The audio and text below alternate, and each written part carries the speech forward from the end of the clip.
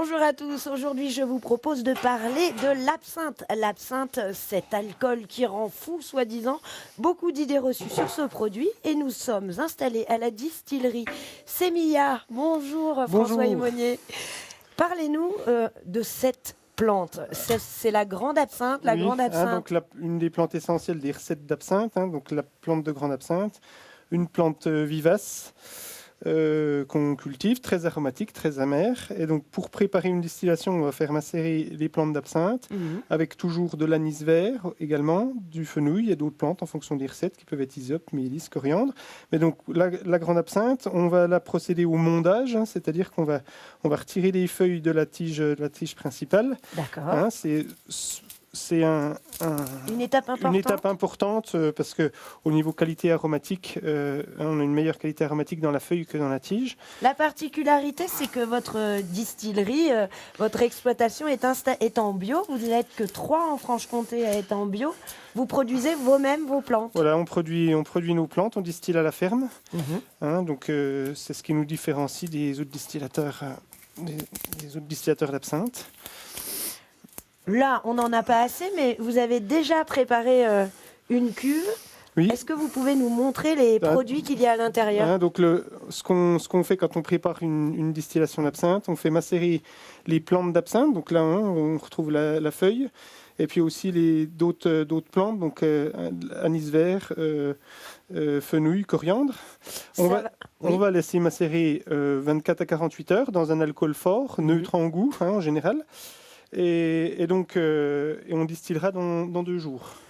On va donc laisser macérer cette partie-là. Voilà. Pour nous, vous avez eu la gentillesse de lancer une distillation dès ce matin. Dans cet alambic-là, c'est votre alambic principal ? Oui, donc un alambic 150 litres à bain-marie, avec lequel on distille l'absinthe. Donc j'ai lancé ce matin à 6 heures. Et là, on commence à avoir... Voilà, donc là, ça coule. On va faire un petit contrôle du degré alcoolique, donc avec un alcomètre pour voir où on en est. Alors, donc je vais vous laisser tenir. Il faut le laisser plonger. Faut le laisser plonger. Donc on va mesurer le degré alcoolique. Alors, entre 78 et 79. Voilà. Et on prend la température.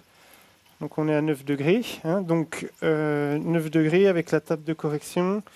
Voilà, on est à 82 degrés alcooliques. Donc c'est ce qui, en ce moment, ça coule à 82 degrés. C'est un alcool qui est très réglementé. Oui, donc bien sûr, ça tient à son histoire et toutes les idées reçues qu'il y a sur l'absinthe. C'est un alcool qui tue et qui rend fou. Oui. Donc la législation, on est contrôlé évidemment par les douanes sur l'aspect déjà fiscal au niveau de l'alcool. Et puis les douanes et la répression des fraudes qui font des prélèvements pour contrôler la tuyonne, qui est l'huile essentielle qui est à l'intérieur de la plante, qui est une des huiles essentielles qui est présente dans la plante d'absinthe et qui était accusée de rendre fou à l'époque.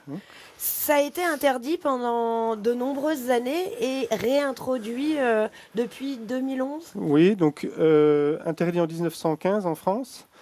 Est réautorisé début des années 2000 sous le nom spiritueux à base d'absinthe et définitivement depuis 2011. Donc depuis 2011, on peut appeler une absinthe absinthe, des recettes d'époque ou titrage d'époque. On peut faire comme avant. Je vous propose qu'on passe sur la dernière partie. La réglementation, cette interdiction, elle a été un peu lancée au départ par les vignerons et les ligues anti-alcooliques, c'est ça ? Donc on est dans un contexte très particulier, fin 19e siècle, avec un alcoolisme massif qui est lié à la misère de l'ère industrielle, et puis une catastrophe économique qui va toucher les vignerons avec le phylloxéra.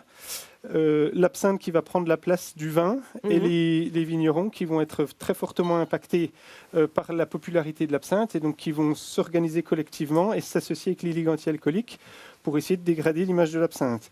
Donc je vous propose qu'on goûte. Donc là on a une absinthe verte, une absinthe où après la distillation on a refait macérer des plantes. Ça va capter la chlorophylle et ça va ramener un côté du coup plus herbacé. C'est la typicité des absinthes vertes. Alors expliquez-nous le cérémonial. Donc, la dose d'un verre à absinthe. Les absinthes sont les apéritifs anisés, l'ancêtre de tous les pastis et tous les pontarliers. Donc ça sert comme un apéritif anisé, l'absinthe au fond du verre.